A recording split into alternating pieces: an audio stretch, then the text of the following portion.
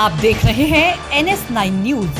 आज दिनांक 5 अक्टूबर को कैश कॉलेज मेरठ के सहयोग से मेदांता अस्पताल गुरुग्राम के वरिष्ठ एवं अनुभवी हड्डी रोग विशेषज्ञ डॉक्टर विनेश माथुर, डायरेक्टर हड्डी रोग विभाग मेदांता ने फिजियोथेरेपी छात्रों के साथ अपने अनुभव साझा किया। डॉक्टर विनेश कुमार ने बताया कि स्पाइन में होने वाली आम समस्या जैसे कि गलत पॉस्चर, गलत खान पान से होने वाली शारीरिक और रीढ़ की हड्डी की समस्या, low back pain, disc, vertebral problem, पैदाइशी समस्या जैसे कि कोबड़ निकलना आदि की जटिल समस्याओं के इलाज हेतु स्पाइन सर्जरी में की गई नई तकनीक एवं विधा, जिसके लिए डॉक्टर विनेश माथुर ने विदेशों में जाकर परीक्षण प्राप्त किया और पिछले 15 सालों में मेदांता अस्पताल में ऑर्थोपेडिक स्पाइन कज जटिल समस्या की सर्जरी में कार्यरत हैं। डॉक्टर माथुर ने लगभग 6000 से ज्यादा स्पाइन की समस्या से ग्रसित मरीजों को सफल और सुरक्षित जीवन प्रदान किया है। मेदांता और डॉक्टर माथुर पिछले कई सालों से नई तकनीकों के विषय में भारत के विभिन्न मेडिकल कॉलेज और पैरामेडिकल कॉलेज में जाकर पढ़ाने और इस तकनीक की जानकारी के विषय में अवगत कराने हेतु प्रयासरत हैं। मेदांता के हड्डी रोग विभाग में 3500 से ज्यादा सर्जरी प्रतिवर्ष की जाती है, जिसमें स्पाइन और उससे जुड़े फ्रैक्चर से संबंधित सर्जरी सुरक्षित तरीके से की जाती है। मेदांता ऑर्थोपेडिक के अंतर्गत मेदांता फिजियोथेरेपी विभाग के द्वारा रोबोटिक फिजियोथेरेपी मशीन लगाई गई है, जिसमें लकवे के मरीजों को अत्यंत लाभ प्राप्त हुआ है। और किस उद्देश्य को लेकर के है और क्या एक संदेश जाएगा? देखिए, बात ये है कि हमारे स्पाइन में रीढ़ में जो प्रॉब्लम्स होती हैं वो क्या प्रॉब्लम्स हैं और कितनी है, उसके बारे में डॉक्टर साहब के यहाँ क्या क्या फैसिलिटीज अवेलेबल हैं और हमारे जो स्टूडेंट्स हैं एज फिजियोथेरेपिस्ट वो उसमें क्या कर सकते हैं, इसके लिए भी डॉक्टर साहब ने सुझाव दिए हैं। ऐसा कर सकते हैं because they are young physiotherapist, they are coming up, और डॉक्टर साहब ने अपने एक्सपीरियंस से बताया कि क्या क्या कुछ हम कर सकते हैं, क्या क्या चीज़ें आज पिछले 30 साल के अंदर क्या क्या डेवलपमेंट हुई, तो पब्लिक को इससे क्या फ़ायदा हो सकता है। क्योंकि आप देखिए, बैक पेन होता ही है। अब बैक पेन किन कारणों से है ये स्पेशलिस्ट आपको बताएंगे कि है किस कारण से, तो उसका निवारण क्या हो सकता है ये भी यही बताएंगे। डॉक्टर साहब का कहना है कि अधिकांश समय सही समय पर अगर हमें ये पता लग जाए कि ऐसा हो रहा है तो हम उसका निवारण कर सकते हैं और इसका लुत्फ फायदा उठा सकते हैं। इसी उद्देश्य से हमने डॉक्टर साहब को रिक्वेस्ट की थी, ये कम है, हम इनके बहुत धन्यवाद करते हैं कि हॉस्पिटल से आप आए हैं और इन बच्चों को इन्होंने बताया। लेकिन फिलहाल अगर कि फिलहाल की बात करें तो ये भी देखा गया है जो अंडर 35 और अबाउट 55 के लगभग होते हैं, महिला पुरुष की बात करें, उनको बैक पेन की ज़्यादा शिकायत आ रही है। क्या इसको ऑपरेशन आफ्टर ऑपरेशन होता है या खान पीन की प्रक्रिया ऐसी होती है? कि बैक पेन जो होता है ये यूबिक्वियस है। आज के दिन में इवन पुराना मुहावरा है कि इस आदमी में रीढ़ की हड्डी नहीं है, तो इस सीधा खड़ा होने की एबिलिटी जो है वो एक प्रकार से ह्यूमन बनने की एक नेचर है। तो जब तक आप सीधे नहीं खड़े पाते तो you are not identified as a human. And back pain now affects the entire age group, पूरे एज ग्रुप को अफेक्ट करता है। 16 साल से लेकर 90 साल तक सारी उम्र में जब से आदमी खड़ा होना चलना शुरू करता है बैक पेन प्रॉब्लम रहती है। हाँ, शुरू में ये एक वर्किंग जो एज ग्रुप होता है उसकी बीमारी कंसिडर की जाती है, क्योंकि जो लोग काम करते हैं या भारी काम करते हैं, ट्रैवल करते हैं। लेकिन आजकल क्योंकि लेवल ऑफ मैनुअल वर्क कम हो गया है और लेकिन काम के घंटे जो कहते हैं पोस्चरल हाइजीन, डाइट, स्ट्रेस बढ़ गया है। लोग वीकेंड्स को भी काम करते हैं, बैठ के काम करते हैं, बिस्तर में भी काम करते हैं। आप सोचिए, अजीब ही बात है, 30 साल पहले कोई कहता है कि बिस्तर में बैठ के काम करते हैं, आप कैसा काम है। तो the nature of work has change. अब ये सारे एज ग्रुप्स को अफेक्ट करता है, हम लोएस्ट द सर। अभी कुछ बच्चों को में भी ऐसी चीज़ें देखने के लिए मिलेगी कि बैक पेन की जो समस्याएं हैं वो सामने आ रही है, क्या रीज़न है? एक प्रेडोमिनेंट फैक्टर जो है वो तो डाइट और विटामिन डी डेफिशिएंसी का होता है। सन एक्सपोजर इंडियंस में कम होता है दोनों कारण से, क्योंकि हम लोग थोड़ा कम्प्लेक्शन कॉन्शियस हैं और काले रंग को या सावले रंग को इतनी इम्पोर्टेंस दी गई जाती है। दूसरा है लैक ऑफ एक्सरसाइज। आज के दिन में एवरेज आदमी चाहे अपने आप मेरी ही ज़िंदगी देखिए एक्सरसाइज की कमी तो है, मैनुअल वर्क की कमी तो है, ऑटोमेशन ट्रैवल भी धीरे धीरे ऐसा हो गया है कि हार्डली कोई एक्सरसाइज। तीसरा होता है mental stress.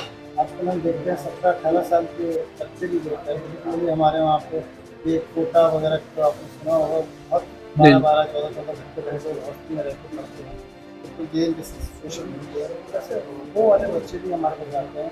I call it the 12th class syndrome.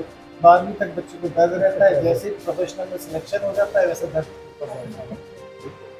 लेकिन एक वजह और भी है, तो जैसे सर ने बोला, जो छोटे बच्चे हैं उनमें दो चीजें हो रही हैं। एक 24 घंटे मोबाइल पे चिपके रहना, कोई भी फिजिकल एक्टिविटी ना करना, और दूसरी समस्या ये होती है कि वो बच्चे जो स्कूल बैग्स हैं, आजकल इतने भारी भारी स्कूल बैग्स लेके जाते हैं, और माँ बाप खास तौर पे उसके साथ जो additional tiffin bag, water bottle bags वो सब ऐड कर देते हैं।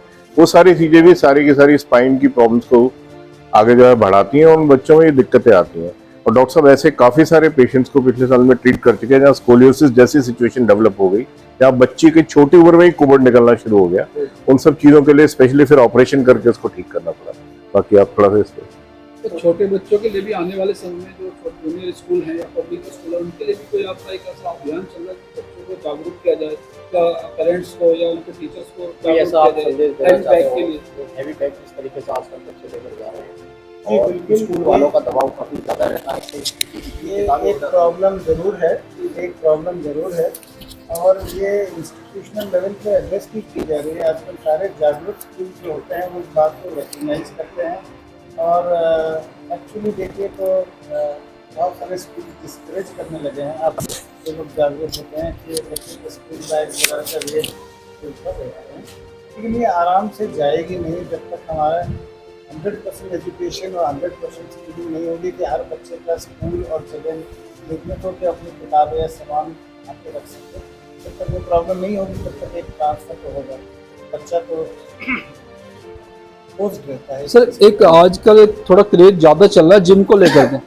जिम को लेकर के भी अक्सर शिकायतें आती हैं, जो अनट्रेंड ट्रेनर होते हैं वहाँ पर, और हैवी वेट उठाया जाता है, उसको लेकर के भी युवाओं में काफी समस्याओं का सामना बहुत अच्छी बात कही है, दिल के बहुत करीब है। हम लोग काफ़ी लोग देखते हैं, जिम की ही बात नहीं है, एक्सरसाइज की बात है। रैंडम एक्सरसाइज जो होती है, हम कई बार देखते हैं 40-45 साल का आदमी जो नॉर्मली कोई एक्सरसाइज नहीं करता, अचानक एक दिन क्योंकि एडवर्टाइजिंग होती है वो मैराथन दौड़ने पहुंच जाता है, और अगले दिन जो है वो हॉस्पिटल आ जाता है क्योंकि उसकी बॉडी इसके लिए ट्रेन नहीं है। सिस्टमैटिक मॉडरेट एक्सरसाइज रिकमेंडेड है। हर आदमी का एक बॉडी शेप नहीं होता, एक्सरसाइज टॉलरेंस अलग होती है, काइंड ऑफ एक्सरसाइज भी होती है। कुछ लोग जो होते हैं वो रनिंग अच्छी कर लेते हैं, कुछ लोग स्विमिंग अच्छी कर लेते हैं, कुछ लोग वेट ट्रेनिंग भी अच्छी कर लेते हैं। अनफॉर्चुनेटली जिम्स और ट्रेनर्स हर आदमी को एक ही शेप में लाने की कोशिश करते हैं कि उनकी बाइसेप्स और डेल्टॉइड बल्जिंग हो, और एक पर्टिकुलर एक वी शेप जो होता है उसको लाने की कोशिश करते हैं। अरे अगर एक सा दिखना होता है तो भगवान अलग अलग क्यों बनाते हैं? तो बैकबोन के लिए जैसे आपका पेशेंट आपके पास है, लगभग कितने नंबर ऑफ पेशेंट्स आपको जो बेनिफिट जिनको कंप्लीट हो गया हो, इस तरह कुछ बात आप हमें बताएं तो जरा। ठीक है, अभी आप तो हमारे टॉक में नहीं थे, तो मैंने ये कहा कि अबाउट 90% जो पेशेंट्स बैक पेन के आते हैं ओपीडी में वो डीजेनरेटिव होते हैं, यानी वेयर एंड टेयर और जॉइंट सिस्टम की खराबी की वजह से होते हैं। 10% जो होते हैं वो इन्फेक्शन, लीवर क्लॉसेस, चोट की वजह से, फ्रैक्चर्स वगैरह की वजह से, या कैंसर या ट्रॉमा की वजह से आते हैं। तो उन 10% का अलग होता है। आम आदमी जब बैक पेन की बात करता है तो डीजेनरेटिव बैक पेन की बात करता है, जो वेयर एंड टेयर का होता है। डीजेनरेटिव बैक पेन में 10 में से एक ही पेशेंट जो होता है वो सर्जिकल ट्रीटमेंट के लिए होता है। 9 पेशेंट जो है वो multi modality treatment, physiotherapy, medication, exercises से भी मैनेज होता है। मैं ये कहूँगा आपसे कि कॉज अगर आइडेंटिफाई अच्छी तरह हो जाए, ट्रीटमेंट सिस्टमैटिकली और साइंटिफिकली चले, बिना किसी टेस्टेड इंटरेस्ट के, तो इन 9 पेशेंट्स में से 7 पेशेंट जो हैं वो एक फंक्शनल लाइफ की तरफ चले जाते हैं। हम पेन एलिमिनेशन की बात नहीं कर रहे हैं, हम पेन मैनेजमेंट की बात कर रहे हैं, इतना हो एक नॉर्मल लाइफ के साथ कंपैटिबल। सर अभी अगर बात करें फिजियोथेरेपी के लेकर के, एक हाई लेवल पर ट्रीटमेंट कराना, और एक देहात में डॉक्टर बैठा है, कुछ डिग्री लेकर के बैठता है। एक कहावत है कि दर्द बढ़ता गया जो जो दवा की, कहीं ना कहीं देहात के डॉक्टर भी सही तरह ट्रीटमेंट ना कर पाना बैकबोन या बैक पेन का एक रीजन है।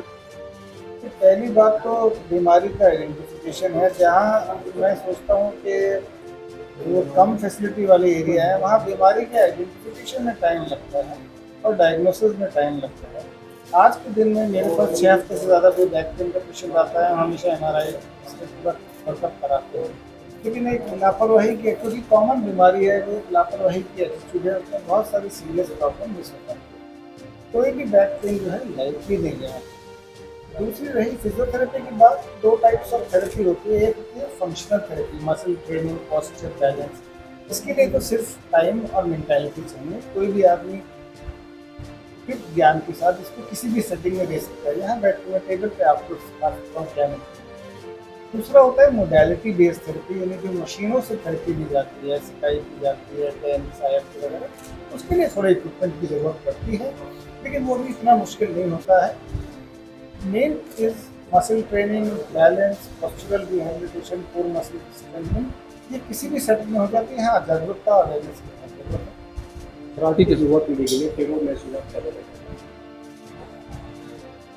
युवा पीढ़ी के लिए जनरली लोगों के पास बहुत सारे विचार होते हैं, और जैसे जैसे अपनी उम्र बढ़ती जाती है, लोग रीचिंग एटीट्यूड आ जाती है। मैं बस यही कहूँगा, एक कॉन्शियसनेस होनी चाहिए कि एक्सरसाइज, डाइट, न्यूट्रिशन और एक स्ट्रेस फ्री लाइफ बहुत ज़रूरी है अपनी पूरी सेहत के लिए, इंक्लूडिंग करना। और इन चारों में कोई भी कमी होगी तो आपकी कमर में भी वो रहता है।